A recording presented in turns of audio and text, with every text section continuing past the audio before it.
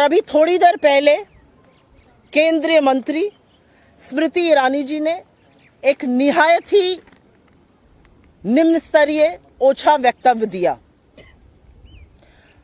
मैं उनका जवाब देने नहीं आई हूं, लेकिन कुछ सच बयां करने आई हूं।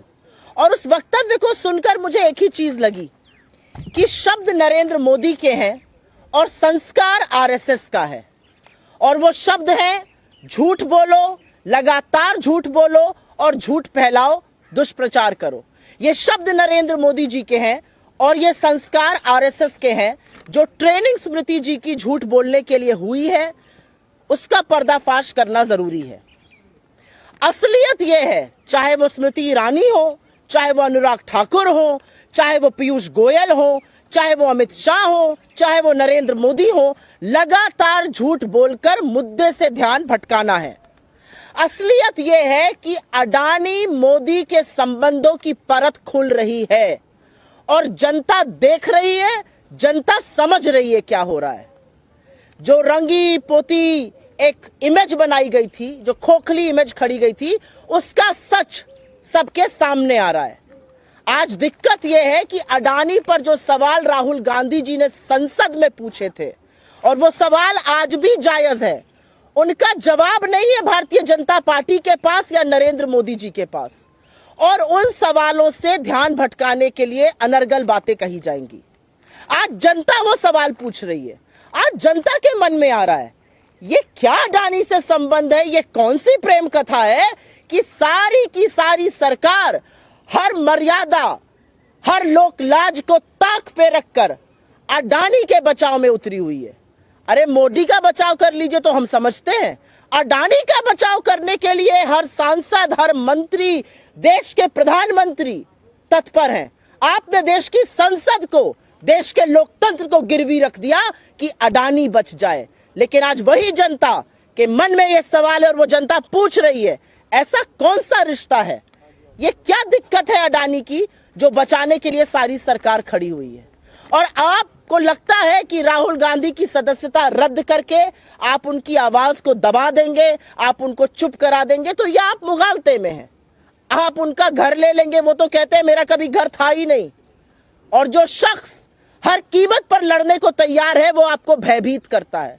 उनके वक्तव्य में मुझे डर नजर आया, उनके वक्तव्य में मुझे बौखलाहट नजर आई, उनके वक्तव्य में मुझे घबराहट नजर आई कि ये क्या, इतना कुछ करने के बाद भी अडानी के संबंधों पर दर परत खुलती जा रही है, कलई खुलती जा रही है, सच सामने आता जा रहा है।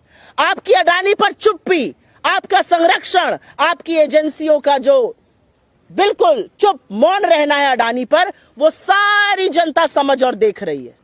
लेकिन स्मृति ईरानी जी से मेरे कुछ सवाल हैं और वो सवाल लाजमी है। एक महिला मंत्री है, महिला बाल विकास मंत्रालय की मंत्री है, मजबूत नेता है भारतीय जनता पार्टी की। आप विक्टिम कार्ड क्यों खेलती हैं? You are not a victim. आप किसी तरह से विक्टिम नहीं है।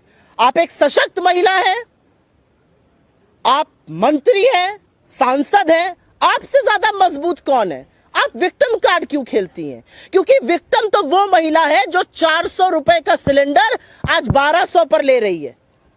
विक्टिम वो महिला है जो आटे पर जीएसटी दे रही है। विक्टिम वो महिला है जो सरसों का तेल 90 पर था, आज 200 पर खरीद रही है। विक्टिम वो लोग हैं। आप महिला और बाल विकास मंत्रालय की मंत्री है ना स्मृति जी, मेरा आपसे एक सवाल है। आप लखीमपुर के चीरहरण पर चुप रहती हैं, आप शाहजहांपुर के यौन शोषण पर चुप रहती हैं, आप हाथरस में एक गुड़िया को रात को जला दिया जाता है मिट्टी का तेल डालकर, आप चुप रहती हैं। लेकिन आपके बगल में बैठा हुआ भारतीय जनता पार्टी का सांसद एक महिला सांसद को, एक महिला विधायक को वैशाली की नगर वधू वेश्या बुलाता है और आप चुप रहती हैं। कब माफी मांगिएगा आप इस देश से? आज कहने का वक्त है, खड़ी होइए और माफी मांगिए इस देश से।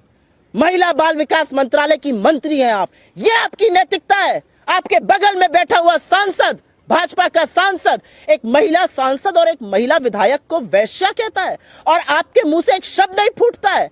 आप अंकिता ठाकुर पर चुप रहती हैं, आप तमाम ऑन रेप केसेस पर चुप रहती हैं जहां पर आपके लोग संलग्न हैं। लेकिन मैं आपसे सवाल पूछती हूं, संसद में बैठकर संसद की गरिमा को भंग करके, मर्यादा को तार तार करके आपका एक सहयोगी एक महिला सांसद को और एक महिला विधायक के लिए शब्द का प्रयोग करता है जिसको सुनने से पहले इस देश की हर महिला लज्जित होती है। आप चुप रहती हैं। आप विक्टिम नहीं हैं। आप विक्टिम बिल्कुल नहीं है। विक्टिम इस देश की महिलाएं हैं। विक्टिम आज मध्यम वर्ग है जो महंगाई से जूझ रहा है। विक्टिम इस देश का युवा है जिसके पास नौकरी नहीं है। आप विक्टिम कार्ड प्ले करिएगा। आपकी घबराहट और बौखलाहट में मुझे अडानी का बेनकाब होता हुआ सच नजर आता है। मुझे हर कीमत पर अडानी को बचाने की आपकी, आपके प्रधानमंत्री की, आपके मंत्रियों की, आपके सरकार की मंशा और प्रतिबद्धता नजर आती है। लेकिन वो कहते हैं ना कि सच को कितना भी छुपाओ वो और उतनी ही दुगनी ताकत से उभरता है।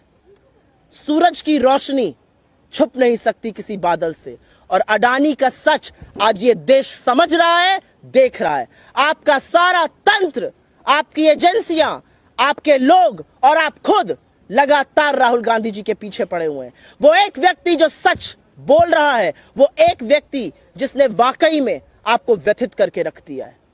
मैं पूछना चाहती हूं आपसे, कब अडानी पर बोलिएगा? कब आपकी एजेंसियां जांच करेंगी? अडानी पर ये मौन व्रत क्यों है? 4 ही सवाल तो पूछे अडानी पर। कैसे 609 नंबर से 2 नंबर पर आए? विदेश यात्रा में कहां गए जहां पर उनको कॉन्ट्रैक्ट मिला? एसबीआई और एलआईसी का पैसा क्यों लगाया गया जो पैसा डूब गया? आज पूछना बनता है कि क्या देश की महंगाई, देश की बेरोजगारी, देश की आर्थिक असमानता, महिलाएं, चीन मुद्दा नहीं रह गया है? आप अडानी को बचाने के लिए प्रतिबद्ध हैं, और इसलिए बड़े दुख के साथ कहना पड़ता है कि शब्द आज सवेरे नरेंद्र मोदी के थे और ट्रेनिंग आरएसएस की थी। क्योंकि स्मृति ईरानी जी, विक्टिम कार्ड खेलना बंद कर दीजिए। आप विक्टिम नहीं हैं, आप एक सशक्त महिला हैं। अडानी पर जवाब दीजिए। अडानी पर अपनी सरकार को बोलिए जांच कराएं। अडानी पर आपकी चुप्पी लोकतंत्र की हत्या करती है और लगातार हत्या करती है। और मैं अंत में एक बात जरूर कहूंगी, और यह बात कहनी जरूरी है। आपको लगता है राहुल गांधी जी चुप हो जाएंगे? जो सवाल सदन में खड़े होकर राहुल जी पूछ रहे थे, वो सवाल आज इस देश का हर व्यक्ति पूछ रहा है। अडानी और आपका रिश्ता क्या है? अडानी पर मोदी चुप क्यों है? अडानी पर जांच कब होगी? और अडानी को बचाने के लिए सारी सरकार क्यों तुली हुई है?